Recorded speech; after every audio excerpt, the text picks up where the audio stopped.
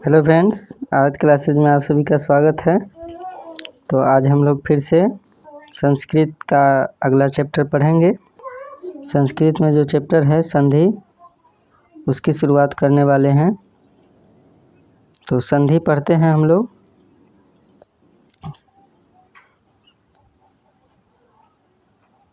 तो देखिए संधि क्या होता है। संधि क्या होता है तो व्याकरण के संदर्भ में संधि शब्द का अर्थ है वर्ण विकार। यानी वर्ण विकार का मतलब क्या हुआ, वर्णों में कुछ बदलाव होना, यानी कि वर्ण जो है कुछ बदल जाते हैं, इसी चीज़ को हम संधि कहते हैं। यानी कि हो सकता है कि दो वर्ण मिलके कुछ नया वर्ण बना ले, या ये भी हो सकता है कि ह्रस्व ह्रस्व मिलके दीर्घ बना ले, या इस तरह के कुछ भी बदलाव हो सकते हैं। तो देखते हैं हम लोग संहिता क्या होता है। संहिता का मतलब होता है व्यवधान रहित समीप, यानी कि जब दो वर्ण एक दूसरे के बिल्कुल समीप होते हैं, एकदम पास आ जाते हैं, तब उन दोनों वर्णों में पास होने की वजह से उसमें कुछ परिवर्तन होता है, कुछ विकार होता है। इसी चीज़ को हम संधि कहते हैं। जैसे देखिए क्या लिखा है, विद्या जोड़ आलय, आलय विद्यालय होता है। तो देखिए जैसे देखिए आप, विद्या जोड़ आलय, विद्या जोड़ आलय। तो आप देख सकते हैं कि यहाँ जो विद्या है उसमें से अगर हम आ निकालते हैं, यानी कि विद्या का जो अंतिम वर्ण है वो आ है, और यहाँ आलय का जो प्रथम वर्ण है वो भी आ है। तो ये दोनों एक दूसरे के जब बिल्कुल करीब होते हैं, पास आ जाते हैं, तब होता है संधि।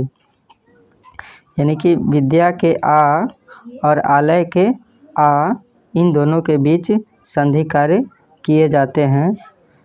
तो एक बात आपको समझ में ज़रूर आया होगा कि संधि दो पदों के बीच होता है। दो पदों में प्रथम पद के अंतिम वर्ण और दूसरे पद के प्रथम वर्ण लिए जाते हैं संधि कार्य के दौरान। ये दोनों जो देख रहे हैं आप, यानी कि विद्या का आ और आलय का आ, वो क्या है, एक दूसरे के बिल्कुल समीप आ जाते हैं, यानी करीब आ जाते हैं, तब इन दोनों में विकार होता है। इन दोनों के स्थान पर कुछ नए वर्ण आते हैं, या इसमें कुछ भी परिवर्तन हो सकता है। नए वर्ण भी नहीं आएंगे तो कुछ भी परिवर्तन हो सकता है। यानी कि कुछ भी परिवर्तन होगा जब प्रथम पद के अंतिम वर्ण और दूसरे पद के प्रथम वर्ण के मिलने से। विद्या में से हम उसके अंतिम वर्ण आ निकालते हैं, और आलय में से हम प्रथम वर्ण आ निकालते हैं। तो इन दोनों के जो समीपता के कारण, इन दोनों में संहिता होने के कारण जो विकार होगा, यानी विकार कहने का मतलब है कि इसमें का आ और इसमें का आ मिलके आ बनेगा, तो इसी चीज़ को हम संधि कहेंगे। यानी कि विद्या और आलय जब मिलेंगे तो क्या बनेंगे, तो बनेंगे विद्यालय। आप देख सकते हैं विद्या जो आलय मिलते हैं तो क्या बनते हैं, विद्यालय बनते हैं। तो आप देखिए कि विद्या का जो अंतिम वर्ण आ था और आलय का प्रथम वर्ण आ था, वो दोनों एक साथ हो गए हैं, आ बन गए हैं। अब देखिए विद्या का विद्या इधर है, और आलय का लय जो है इधर है, इस तरफ भी है, और बीच में क्या हुआ है कि ये आकार जो आप देख पा रहे हैं, कलर चेंज कर देते हैं। ये जो आकार देख रहे हैं वो कहाँ से आया है, तो ये विद्या के आकार, यानी आ जो वर्ण है, आकार आ की मात्रा होता है, और ये आ, ये दोनों मिलके आकार बना है, आ बना है।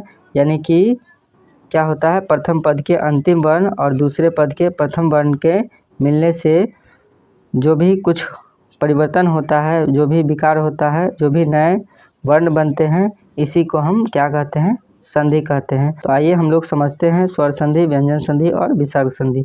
देखिए एक चीज़ और समझना है हमको कि स्वर संधि के बगल में कोष्ठ के अंदर क्या लिखा है, अच संधि, और व्यंजन संधि के बगल में लिखा है हल संधि, क्योंकि हम जानते हैं, हम लोग पिछले जो वर्णमाला को पढ़े थे, वर्णमाला जब पढ़ रहे थे पिछले वीडियो में हम लोग देखे थे कि स्वर को क्या कहते हैं, अच कहते हैं, और व्यंजन को क्या कहते हैं, हल कहते हैं। तो इसी तरह से स्वर संधि को अच संधि और व्यंजन को हल संधि, व्यंजन संधि को हल संधि कहा जाएगा। तो चलते हैं। तो हमारे पास संधि कितने होते हैं? 3 होते हैं, स्वर संधि, व्यंजन संधि और विसर्ग संधि। तो आइए हम लोग समझते हैं स्वर संधि को। तो देखिए स्वर संधि क्या होता है? दो स्वर वर्णों की अत्यंत समीपता के कारण यथा प्राप्त वर्ण विकार को स्वर संधि कहते हैं। यानी कि जब दो स्वर वर्णों की समीपता होती है, यानी दो स्वर वर्ण एक दूसरे के बिल्कुल करीब आते हैं, तो क्या होता है? कुछ विकार होता है, कुछ वर्ण विकार होता है, यानी कि कुछ दोनों वर्णों में कुछ परिवर्तन आता है दोनों वर्णों के मिलने से। इसी चीज़ को हम क्या कहते हैं? तो हम स्वर संधि कहते हैं। यानी कि दो स्वर वर्णों की समीपता होगी, यानी दो स्वर वर्ण एक दूसरे के करीब आएंगे और उनसे जो वर्ण विकार होगा, जो भी परिवर्तन होगा, इसी को हम स्वर संधि कहेंगे। तो आप समझ गए होंगे कि दो स्वर होंगे, यानी कि जिस तरह से जैसे अ देखिए, अ और अ मिल सकते हैं, या आ और ई मिल सकते हैं। तो कहने का मतलब है कुछ भी मिलेगा, लेकिन दोनों ओर स्वर ही होना चाहिए। जैसे अ स्वर है और इधर अ के साथ ये, जैसे देखिए अ स्वर है और ये भी अ स्वर है, आ स्वर है, ई स्वर है। इस तरह से जितने भी हमारे अ आ ई में के जो अक्षर होते हैं, यानी जितने भी स्वर होते हैं, वो सभी अगर एक दूसरे के पास आएंगे और उनमें अगर कुछ परिवर्तन होगा, कुछ विकार होगा, तब उसको हम क्या कहेंगे? स्वर संधि कहेंगे। तो चलते हैं, समझते हैं स्वर संधि के बारे में। तो इनके निम्नलिखित भेद हैं। स्वर संधि भी अनेक तरह के होते हैं, तो समझते हैं स्वर संधि के कौन कौन से भेद होते हैं। तो सबसे पहला भेद है दीर्घ संधि। तो क्या लिखा है बगल में देखेंगे, कोष्ठ में लिखा है अकः सवर्णे दीर्घः। यानी कि इसका क्या मतलब है कि जो हमारे सवर्ण होते हैं, जिसको हम सवर्ण कहते हैं, यानी सवर्ण जो हमारा होता है उसी को हम दीर्घ कहते हैं। देखिए आइए हम इस चीज़ को समझते हैं।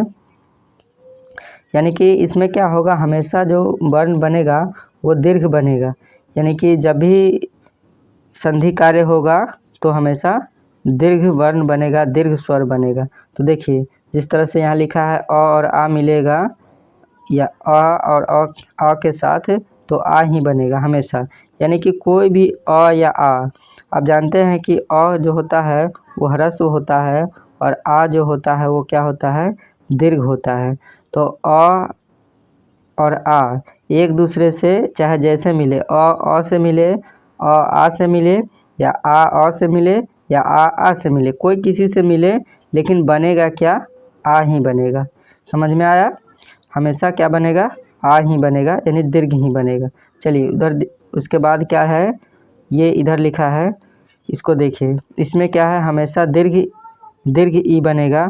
यानी कि ह्रस्व ई के साथ अगर ह्रस्व ई मिला तब भी, ह्रस्व ई के साथ दीर्घ ई मिला तब भी, दीर्घ ई के साथ ह्रस्व ई मिला तब भी, दीर्घ ई के साथ दीर्घ ई मिला तब भी। यानी कहने का मतलब ये हुआ कि किसी भी कंडीशन में हमेशा दीर्घ ही बनेगा। उसके बाद देखिए हमेशा दीर्घ उ बनेगा, हमेशा दीर्घ री बनेगा।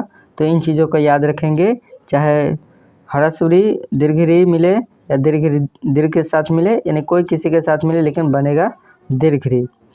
तो आइए इनके हम कुछ उदाहरण को देखते हैं और समझते हैं। तो उदाहरण है आपके सामने, देखिए क्या लिखा है, पुस्तक जोड़ आलय बनाता है पुस्तकालय, यानी पुस्तक जोड़ आलय बनाता है पुस्तकालय। उसके बाद है देव जोड़ आशीष, देवाशीष। तो आप देख सकते हैं यहाँ पे क्या हुआ है। आप देखिए पुस्तक जोड़ आलय में क्या हुआ, पुस्तक का जो अंतिम वर्ण होगा, यानी कि जो हमारा क है, क में से क जो होता है, वो क में से जो अ निकलेगा, क को अगर हम हलंत लगा देते हैं उसमें से जो अ निकलता है और यहाँ से जो आलय में से आ निकलता है, तो इन दोनों में क्या होता है, संधि कार्य होता है। इधर आलय है तो क्या होगा, संधि कार्य किन किन में होगा, तो आप देख सकते हैं पुस्तक जो लिखा है, पुस्तक का अंतिम वर्ण क्या है, अ है, और आलय का जो हमारा प्रथम वर्ण क्या है, आ है। तो अ और आ में संधि होगा। लेकिन आप जानते हैं कि अ और आ तो ह्रस्व होता है, आ क्या होता है, दीर्घ होता है। लेकिन ह्रस्व या दीर्घ या दीर्घ या दीर्घ या ह्रस्व दीर्घ की कोई किसी से मिले बनेगा हमेशा क्या, दीर्घ बनेगा, यानी कि क्या बनेगा, आ बनेगा। समझिए इस चीज़ को, जब इन दोनों को हम मिलाएंगे तो क्या बनेगा, आ बनेगा। चलिए तो देखते हैं यहाँ पे आ बना है कि नहीं।